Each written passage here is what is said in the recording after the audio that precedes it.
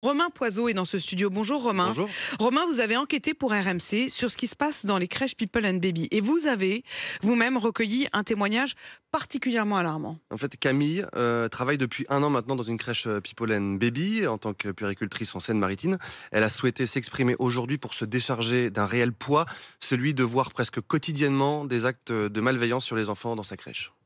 Je vois des actes de maltraitance au sein de ma crèche. J'ai déjà vu une de mes collègues secouer un enfant par les épaules parce qu'il voulait pas arrêter de pleurer.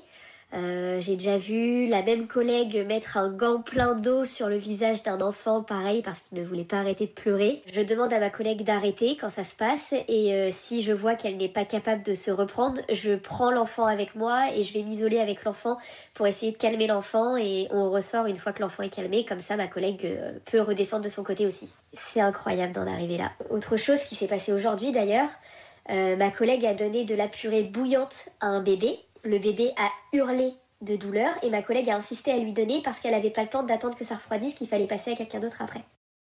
Ce qu'on entend, c'est Mm. assez Elle m'a, épouvantable quand même. elle m'a aussi parlé de propos humiliants pour les enfants, des moqueries lorsqu'un bébé en phase d'apprentissage de la propreté, par exemple, fait pipi dans sa couche, des bébés qu'on laisse pleurer dans le dortoir pour que le personnel puisse souffler, se reposer un peu. Pourtant, Camille a bien alerté sa direction.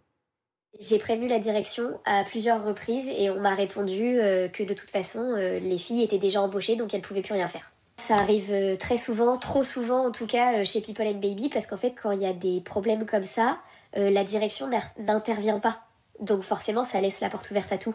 Ce qu'on entend, Romain, c'est que cette employée, elle estime que sa direction est finalement d'une certaine mesure complice de mauvais traitements dont elle a été témoin. Et en fait, pour elle, elle est complice de ne pas être suffisamment présente sur le terrain pour contrôler ses employés, complice aussi de cacher à certains parents, en tout cas, des problèmes d'insalubrité dans la crèche. On nous demande de mentir aux parents pour pouvoir garder une bonne image de la crèche. Quand les parents viennent faire une visite dans la crèche, vu qu'il y a de la moisissure sur les murs dans le dortoir bébé, on va inventer une histoire comme quoi il y a des bébés qui dorment dans le dortoir pour pas que les parents rentrent dans le dortoir et voient les moisissures. Je me sens un peu complice parce que j'assiste à ça et je suis impuissante, je peux rien faire.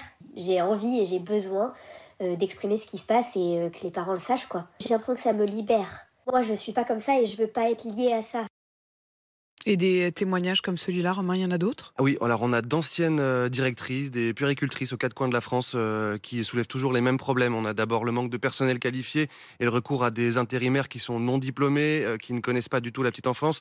Ensuite, on a des problèmes d'investissement dans les crèches, des travaux qui tardent à être réalisés, faute de budget, une sortie de secours qui fonctionne plus depuis 1 mois, la porte du local technique qui ne ferme plus avec un enfant qui se retrouve à jouer avec une pastille de Javel, et puis les fournisseurs des couches ou de lait infantile qui ne sont pas payés à temps, donc des problèmes d'approvisionnement. Une usine à fric au détriment de l'enfant, me disait hier une ancienne directrice qui gérait une dizaine de crèches en Île-de-France. Elle m'a aussi confié que les consignes de ses supérieurs étaient de travailler sur la qualité perçue, c'est-à-dire qu'il fallait convaincre les salariés à installer des plantes, des beaux tableaux dans les halls d'entrée des crèches pour soigner l'image du groupe bien avant de régler les problèmes d'organisation. Depuis le début de la semaine, on tente de joindre la société People and Baby.